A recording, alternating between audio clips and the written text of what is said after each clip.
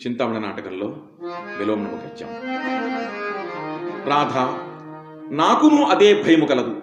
కాని తండ్రి గారికి విశ్రాంతి కలిగించే నిమిత్తము తలయొగ్గదలుచుకుంటుని. కాని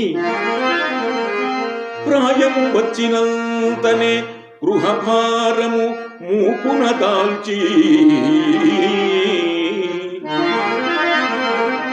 రాధ, ప్రాయము వచ్చినంతనే గృహభారము మూపున దాల్చి,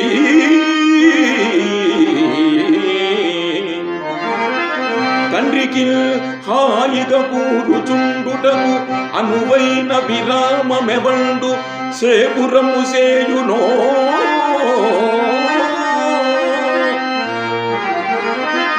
వాడే పుత్రుడని చెప్పగా చెల్లును,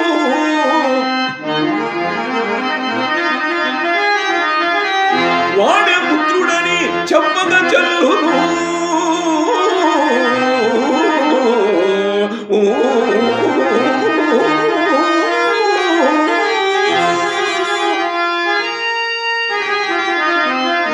వార్ధకంబునల్ స్వీయ తనూభవ ప్రతతి చేత సపర్యలుగాంచు అతడే